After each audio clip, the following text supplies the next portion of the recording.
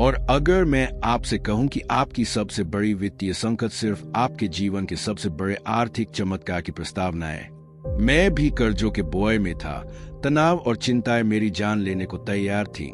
मैंने प्रबलता से प्रार्थना की, लेकिन जैसे सब कुछ अटका हुआ हो। मैंने कड़ी मेहनत की, लेकिन आय कभी पर्याप्त नहीं थी। उस समय मैंने एक परिवर्तनकारी सत्य खोजा। बाइबिल सिर्फ मार्गदर्शिका नहीं है, बल्कि संसाधनों के प्रबंधन के लिए रणनीतिक स्रोत भी है। मेरे जीवन में 10 ऐसे दिव्य सिद्धांत आए जिन्होंने मुझे कर्ज से तो मुक्त किया ही, और साथ ही मेरी वित्तीय स्थिति को अप्रत्याशित रूप से मजबूत बनाया। मैं जो साझा करने जा रहा हूँ वह अध्ययन नहीं, बल्कि मेरी स्वयं की अनुभवजनित कहानी है। यदि आप महसूस करते हैं कि कुछ भी आगे नहीं बढ़ रहा, तो अंत तक सुनिए। ये सिद्धांत नीति वचन, स्तुति और सलीमोन व अब्राहम जैसे विभूतियों की शिक्षाओं पर आधारित है, और इनमें वास्तविक शक्ति है। चाहे आपकी वित्तीय स्थिति कितनी भी विकट क्यों न हो, ईश्वर की एक योजना है, और वह योजना विवेकपूर्ण सोच से शुरू होती है। यदि आप सोचते हैं कि समय निकल गया है, तो याद रखें कि अब्राहम ने 75 वर्ष की उम्र में समृद्धि की शुरुआत की थी। जब विश्वास और निश्चित कार्रवाई हो, तो किसी भी उम्र में दिव्य योजनाएं निर्मित होती है।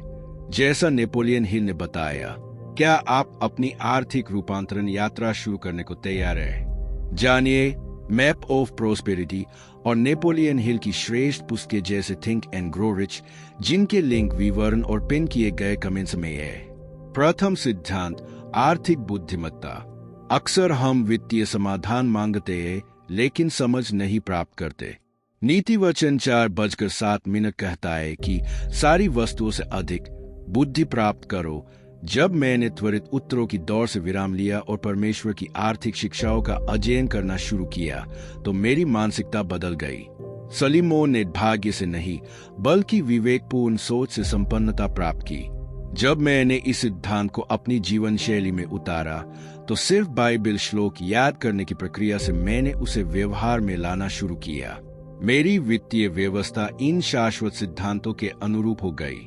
यदि आप कर्ज में फंसे हैं, तो आवश्यक है कि आप केवल अधिक धन की नहीं, बल्कि उन कारणों की समझ प्राप्त करें जिनसे आप बार बार गलतियां दोहरा रहे हैं। इसी समझ को आप कमेंट्स में लिखिए।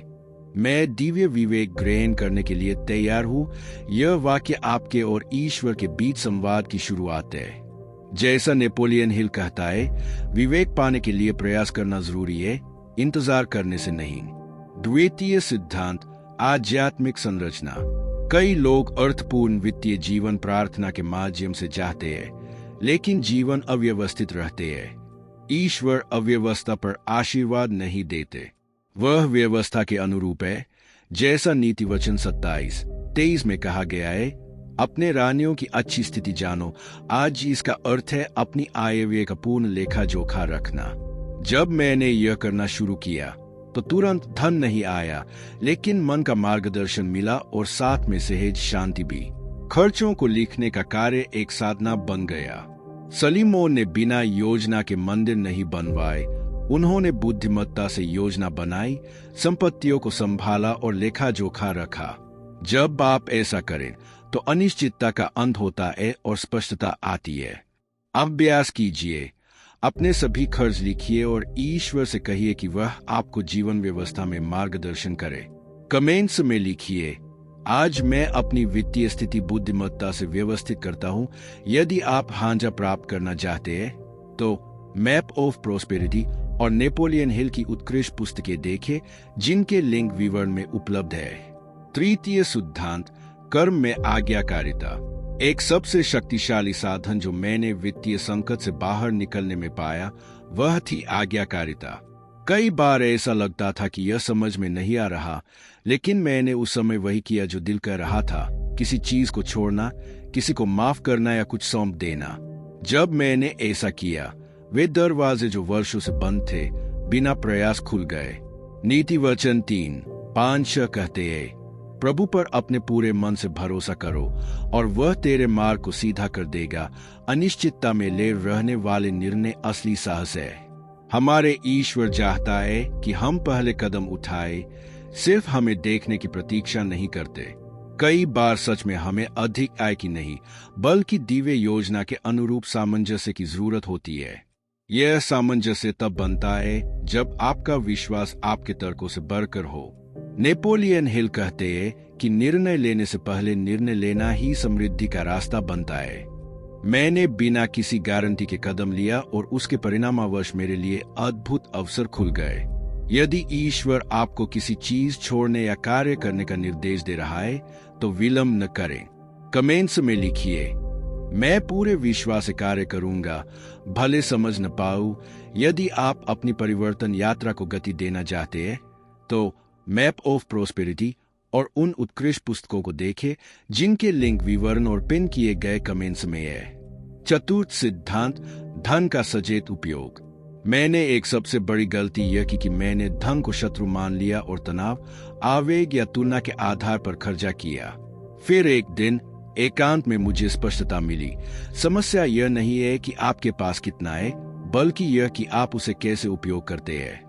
नीति वचन 21:20 में लिखा है, समझदार व्यक्ति के घर में धन होता है, लेकिन मूर्ख उसे खर्च कर देता है। समझदार कोई चीजों को अपने उद्देश्य से चुनता है, मूर्ख अकस्मात खर्च कर देता है। जब मैंने वित्त का मूल्यांकन आध्यात्मिक परिप्रेक्ष्य से शुरू किया तो मैंने अपने खर्चों को देखे, न केवल धन बल्कि ऊर्जा, समय और शांति का भी दोहन देख पाया। जब एक एक रुपया आपने सिद्धांत की तरह उपयोग करना शुरू किया तब आपकी राह बदलती है। मैं एक सिद्धांत अपनाता हूँ। पहले मैं निवेश करता हूँ उन चीजों में जो मेरे उद्देश्य के अनुरूप हो, फिर उन चीजों में जो समय समय पर मनोरंजन देती है। ऐसा करने से मेरे वित्तीय संसाधनों की दिशा स्पष्ट हो गई। नेपोलियन हिल कहते हैं कि लक्ष्य निर्देशित क्रिया इच्छा और उपलब्धि के बीच पुल है।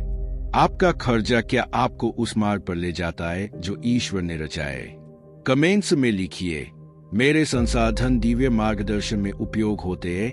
यदि आप सीखना चाहते हैं कि समझदारी से निवेश कैसे करें तो मैप ऑफ प्रोस्पेरिटी और हिल की पुस्तकें देखें जिनके लिंक विवरण में उपलब्ध है। पंचम सिद्धांत, साहस से बीजारोपण। एक वित्तीय संकट में देना बेहद कठिन लगता है, लेकिन अक्सर यह वही समय होता है जब आपका विश्वास अपने चरम पर होता है। नीति वचन 11:25 कहते हैं, उदार आत्मा को समृद्धि मिलती है। यह तर्क नहीं बल्कि आध्यात्मिक सिद्धांत है। ईश्वर उस दान को स्वीकार करते हैं जो उदारता और विश्वास से दिया जाए, चाहे वह समय, सलाह, प्रार्थना या संसाधन हो। मुझे स्वयं अनुभव है कि मैंने उसी दौर में देनामा किया जब मेरी आर्थिक स्थिति सबसे खराब थी। उस समय कुछ भी समझ में नहीं आया, लेकिन उस दान ने अपेक्षाकृत छोटे प्रयासों की तुलना में तेजी से परिणाम दिया। उदारता तब प्रभावी होती है जब वह उद्देश्यपूर्ण होती है, न कि बाध्यकारी। नेपोलियन हिल कहते हैं कि वह सब कुछ जो आप देते हैं वापस मिलकर आता है जब वह दिल से दिया जाता है। यदि आप दे रहे हैं लेकिन अभी तक परिणाम नहीं देख रहे हैं तो रुकिए मत, फसल के आने का समय निश्चित है। कमेंट्स में लिखिए, यद्यपि कठिन है, मैं विश्वासपूर्वक बहुता दे रहा हूं। यदि आप अपने द्वारा किए गए बीजारोपण को गुना करना चाहते हैं तो मैप ऑफ प्रोस्पेरिटी और नेपोलियन हिल की उच्च आय पुस्तकें देखें जिनके लिंक विवरण और पिन किए गए कमेंट्स में है। षष्ठ सिद्धांत, नया उद्देश्य। एक महत्वपूर्ण ज्ञान मुझे तब मिला जब मैंने समझा कि हमें तात्कालिक समाधान की नहीं बल्कि नए दृष्टिकोण की आवश्यकता है। नीति वचन 14:12 चेतावनी देते हैं, ऐसे मार्ग जो मन में सही होते हैं वे घातक हो सकते हैं। मैंने भी शीघ्र समाधान खोज लिए, लेकिन हमेशा अनेकार्थों में समाये चक्रीय हलकों में घूमता रहा। कुछ नहीं बदला जब तक मैंने यह नहीं माना कि मुझे एक नया मार्गदर्शन चाहिए। मैंने अपने परिवेश, निर्णयों और संबंधों में बदलाव किया। तब जैसे जैसे मैंने नया रास्ता चुना, वित्तीय बंदिशें स्वतः टूटने लगीं। भगवान तुरंत समाधान नहीं भेजते, वह धीमे लेकिन गहराई से मार्गदर्शन करते हैं। वह मार्ग दिखाते हैं, पर हमें उसे आत्मसात करना होता है।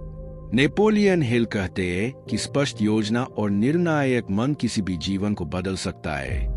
आपके निर्णय, खरीद और संबंध आपका भाग्य बनाते या तोड़ते हैं। कमेंट्स में लिखिए, आज मैं दिव्य मार्गदर्शन से नया रास्ता चुनता हूँ। यदि आप अपना दिशापथ पाना चाहते हैं तो मैप ऑफ प्रोस्पेरिटी और उन पुस्तकों को देखें जिनके लिंक विवरण और में उपलब्ध है। सप्तम सिद्धांत, मानसिकता का पवनावरण। यह सिद्धांत मेरी जिंदगी बदल गया। मेरे लिए यह कोई अतिरिक्त आय नहीं बल्कि मेरी सोच में सुधार था। रोमियो 12:02 कहते हैं, अपनी सोच का नवीनीकरण करो। मैं नए परिणाम चाहते थे लेकिन पुरानी सोच के साथ। मैं समृद्धि की कल्पना करता था लेकिन मेरी आंतरिक आवाज कहती थी कि यह संभव नहीं है। तब मैंने तय किया कि मैं इन्हीं स्वरूपित आंतरिक राज्यों को बदलूंगा। मैंने अपनी आवाजों को सच्चाई से बदलना शुरू किया। मैं सक्षम हूँ। मैं वो वारिस हूँ जो प्रतिज्ञाएं प्राप्त करता है। नेपोलियन हिल कहते हैं, जो मन सोचता और विश्वास करता है उसे वह पाता है। मैंने दिनचर्या में बदलाव लाया और सकारात्मक सामग्रियों को अपनाया। परिणाम स्वरूप हर नए विचार ने नए निर्णयों को जन्म दिया और मेरा मार्ग बदल गया। ध्यान दे कि आप क्या सुनते हैं, देखते हैं, बोलते हैं। कमेंट्स में लिखिए, मेरा मन दिव्य योजना से संगत है।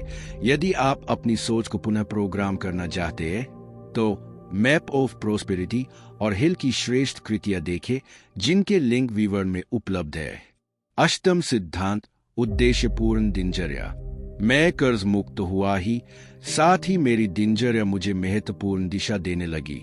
नीति वचन 13:11 कहते हैं, धीरे धीरे अर्जित संपत्ति बढ़ती है। यह धीरे धीरे आदतों के माध्यम से हकीकत बनती है। मैंने सरल कार्यों से शुरुआत की। खर्चों को लिखना, खरीद से पहले प्रार्थना करना, सुबह एक श्लोक पढ़ना और प्रोविजन के वाक्य बोलना। इन क्रियाओं ने मेरे धन संबंध को गहरा अर्थ दिया। मैंने आवेगवश खर्च करना बंद कर दिया और मेरे पास आने वाले हर रुपए को उद्देश्य से जोड़ा। नेपोलियन हिल कहते हैं कि आपका चरित्र हर दिन के आपके विचारों और कार्यों से निर्मित होता है। स्थिरता की कमी न कि विश्वास की बड़ी रुकावट है। अपनी सुबह को पवित्र समय बनाइए, पढ़िए, प्रार्थना कीजिए, लक्ष्य लिखिए और अपने आरामदायक अवस्था वाली सोच को स्थिर कीजिए। कमेंट्स में लिखिए, मेरी दिनचर्या मेरे विश्वास का प्रतिबिंब है। यदि आप प्रभावशाली दिनचर्या बनाना चाहते हैं तो मैप ऑफ प्रोस्पेरिटी और हिल की पुस्तकों से मार्गदर्शन प्राप्त करें जिनके लिंक विवरण और में दिए गए हैं। नवम सिद्धांत, समर्थ बनाते संबंध। कई बार लोग वित्तीय संकट से बाहर नहीं निकल पाते क्योंकि वे गलत लोगों के साथ रहते हैं। नीति वचन 13:20 स्पष्ट रूप से कहते हैं, जो बुद्धिमानों के साथ चलते हैं बुद्धिमान बनते हैं, मूर्खों के साथ वे मूर्ख बनते हैं।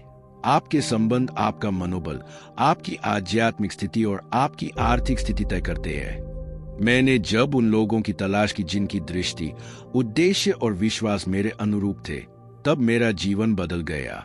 उन्होंने मुझे चुनौती दी, मुझे दिशा दी और मुझे प्रेरित किया। मैंने दिखावा करने के लिए खर्च करना बंद कर दिया और बढ़ने के लिए निवेश करना शुरू किया।